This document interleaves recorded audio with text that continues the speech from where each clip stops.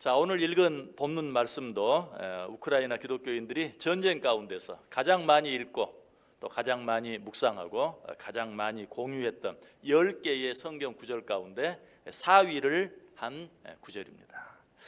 아마 어제 아침에 2위 한 구절까지 생각했는데 왜 갑자기 4위로 뛰었지? 라고 생각하시는 분이 있을지 모르겠어요.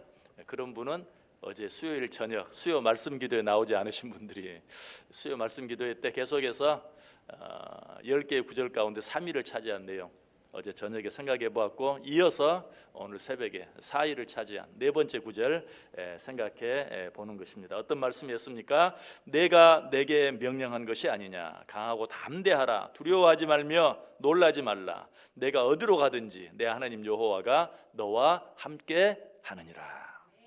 이 말씀은 모세의 뒤를 이어 출애굽한 이스라엘 백성들을 약속의 땅으로 인도해 갈 책임을 맡은 여호수아에게 하나님께서 주신 말씀이, 하나님께서 여호수아에게 뭐라고 말씀하십니까? 내가 내게 명령한 것이 아니냐. 강하고 담대하라.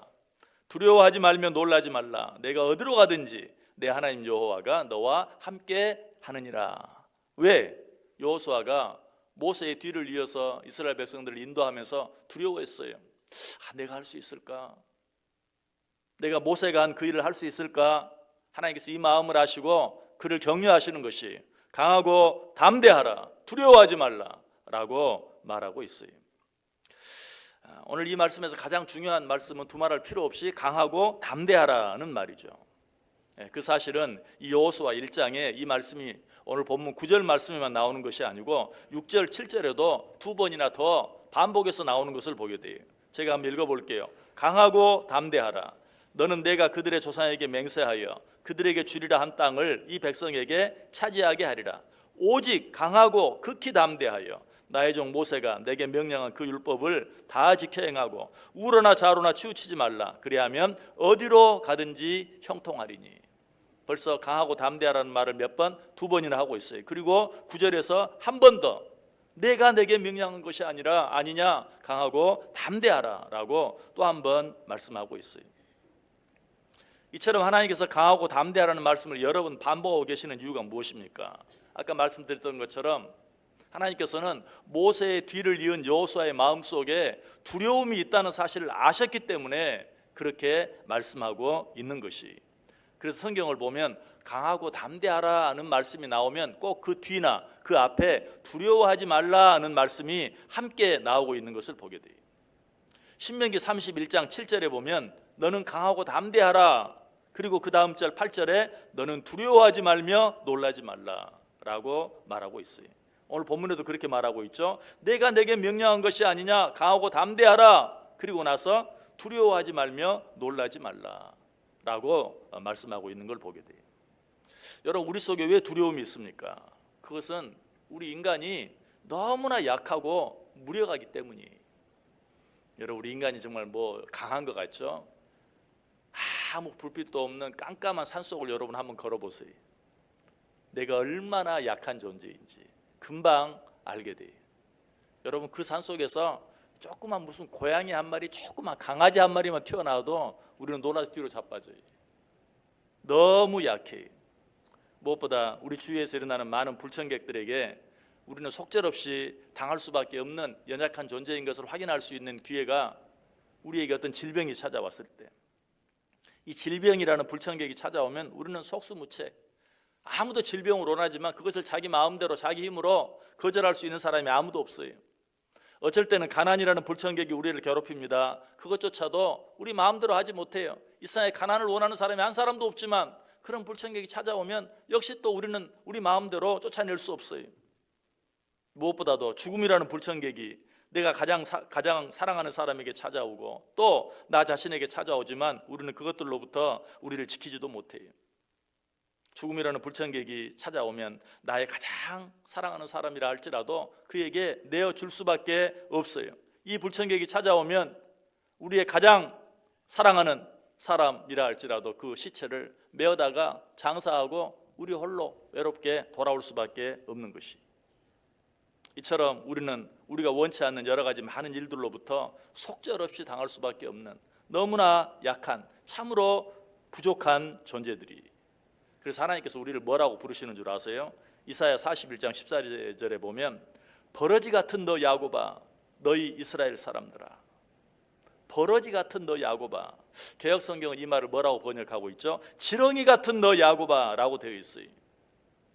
정말 우리는 버러지 같은, 아니 지렁이 같은 그런 존재들에 불과해요. 지렁이는 어떤 존재죠? 밟으면 밟혀야 하고, 두동강이를 내면 두동강이 나야 하는, 낚시꾼이 낚싯바늘을 가지고 그 입에서부터 꼬리까지 꿰뚫으면 뚫려야 하는 그런 존재예요. 우리 하나님은 우리를 그런 존재라고 말하고 있어요. 너 버러지 같은 야곱아, 너 지렁이 같은 이스라엘아 라고 우리에게 말하고 있어요. 그래서 우리가 부르는 찬송가 가운데도 웬 말인가 날 위하여 주 돌아가셨나, 그리고 뭐라고 고백하죠? 이 벌레 같은 날 위해 큰 해 받으셨나. 우리는 벌레 같은, 버러지 같은, 지렁이 같은 존재에 불과하다는 것이, 그래서 우리를 공격하는, 우리가 원치 않는 여러 가지 많은 불청객들에게 속절없이 당할 수밖에 없어요. 그래서 우리는 그런 일들 앞에서 두려워 떨 수밖에 없어요. 그래서 이사야 41장 14절에도 버러지 같은 너 야곱아, 너 이스라엘 사람들아 라고 말한 후에 곧바로 뭐라고 말합니까? 두려워하지 말라, 나 여호와가 말하노라, 내가 너를 도울 것이라, 내 구속자는 이스라엘의 거룩한 이인이라 라는 말씀이 곧바로 따라 나오는 것을 보게 돼요. 그런데 오늘 하나님께서 여호수아를 향하여, 아니 우리를 향하여 말씀하세요. 뭐라고? 강하고 담대하라, 두려워하지 말며 놀라지 말라. 자, 그런데 말이 쉽지 이것이 그렇게 간단한 문제는 아니.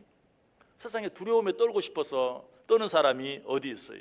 강하고 싶지 않아서 강하지 않은 사람이 누가 있습니까? 담대하고 싶지 않아 담대하지 않은 사람도 이 세상에 하나도 없어요. 그렇다면 우리가 어떻게 강해질 수 있을까요? 어떻게 하면 담대할 수 있을까요? 그리고 어떻게 하면 두려움에 떨지 않을 수 있을까요? 가장 확실한 방법은 하나님이 나와 함께 한다는 사실을 의심하지 않고 믿는 것이, 하나님이 나와 함께 하신다, 이 사실을 믿을 때만 두려움에 떨지 않을 수 있어요. 아까 불빛이라고는 하나도 없는 깊은 산속을 걸어가면서 두려움에 떨지 않을 사람이 아무도 없어요. 여러분 아마 어렸을 때 시골에 살면서 뭐 산길을 걸어본 적이 있을 거예요. 나뭇가지에 무슨 비닐 한 조각만 걸려 있어도 오 저게 뭐야, 가까이 가서 보면 그냥 비닐 한 조각인데, 비닐하우스에서 떨어져 나온, 바람에 날려온 비닐이 걸려 있는데 그것 때문에 얼마나 무서워서 떠는 그런 일들이 얼마나 많이 있습니까? 그런데 만약 누구랑 같이 간다면 두렵지 않아요. 내 옆에 설령 나보다 약한 존재라 할지라도 누가 내 옆에 있기만 하면 무서워하지 않을 수 있어요. 하물며 하나님이 나와 함께 한다는 사실을 믿는 자들이 어떻게 두려워할 수 있겠어요? 하나님이 나와 함께 하신다는 사실을 의심치 않고 믿을 때 모든 두려움들을 이길 수 있고 물리칠 수 있어요. 그래서 성경은 두려워하지 말라, 강하고 담대하라는 말씀을 주시기 전에 혹은 주신 후에 반드시 어떤 말씀이 함께 따라 나오는가? 내가 너와 함께 하느니라 라는 말씀이 꼭 같이 나와요. 우리 성경 같이 읽으면서 한번 확인해 볼까요? 이사야 41장 10절 말씀, 우리 같이 한번 읽어봅니다. 두려워하지 말라, 내가 너와 함께함이라. 놀라지 말라, 나는 내 하나님이 됨이라. 내가 너를 굳세게 하리라. 참으로 너를 도와주리라. 참으로 나의 의로운 오른손으로 너를 붙들리라. 여러분 이 말씀 어떤 말씀이죠? 우크라이나 기독교인들이 전쟁 중에 가장 많이 읽고 묵상했던 두 번째 구절이죠. 우리가 이미 생각해 보았어요. 어제 아침에 생각해 보았죠. 근데 여기 보면 두려워하지 말라라고 말하는 후에 곧바로 어떤 말씀이 나옵니까? 내가 너와 함께함이니라.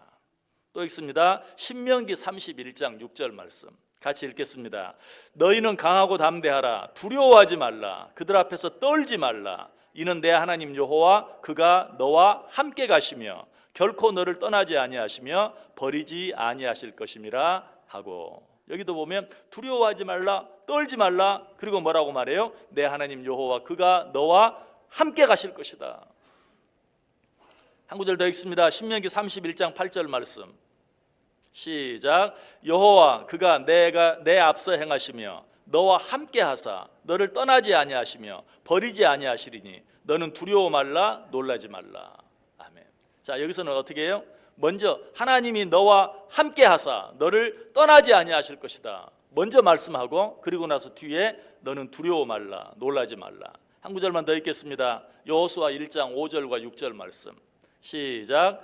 내 평생에 너를 능히 대적할 자가 없으리니 내가 모세와 함께 있었던 것 같이 너와 함께 있을 것임이니라. 내가 너를 떠나지 아니하며 버리지 아니하리니 강하고 담대하라. 너는 내가 그들의 조상에게 맹세하여 그들에게 주리라 한 땅을 이 백성에게 차지하게 하리라. 아멘. 여기서도 뭐라고 말합니까? 내가 모세와 함께 있었던 것 같이 너와 함께 있을 것임이니라.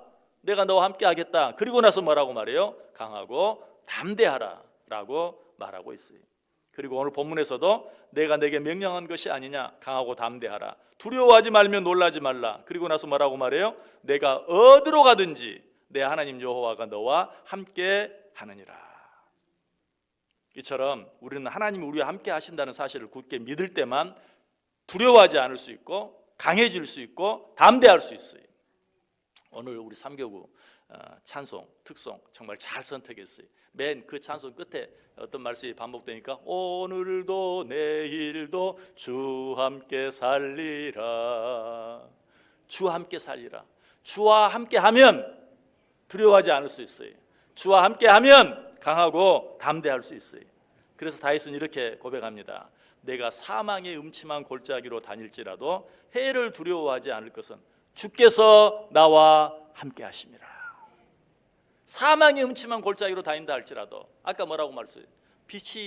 빛이라고는 한 줄기도 없는 어두운 산속과 같은 계곡과 같은 그런 곳을 지나간다 할지라도 누구와 함께하면? 주와 함께하면 나는 두려워하지 아니할 수 있다. 내가 사망의 음침한 골짜기로 다닐지라도 해를 두려워하지 않을 것은 주께서 나와 함께 하십니다. 우리 예수님께서도 이 사실을 너무나 잘 아셨기 때문에 우리 곁을 떠나가시면서 친히 뭐라고 말씀합니까? 마태복음 맨 마지막 장 끝부분에 뭐라고 말해요? 볼지어다 내가 세상 끝날까지 너희와 항상 함께 있으리라. 그러니 어떡하라는 말이? 두려워하지 말라. 이 세상 끝날까지 내가 너희와 함께 할 것이니 너희는 두려워하지 말라라고 말하고 있어요. 하나님께서 우리와 함께 하시는 한 우리가 두려워할 것은 아무것도 없어요. 성경은 우리가 강하고 담대하기 위하여 기억해야 할 이유들은 이것들 외에 또 있다고 몇 가지 더 말씀해 주고 있어요. 요한복음 16장 33절에 세상에서는 너희가 환난을 당하나 담대하라. 내가 세상을 이기었노라. 우리가 왜 이 세상을 살면서 두려워할 필요가 없는가? 우리는 세상을 이기기 위해서 살아가는 자들이 아니. 우리는 주님께서 우리를 위해 이미 이겨놓은 세상을 살아가는 자들이. 믿으십니까?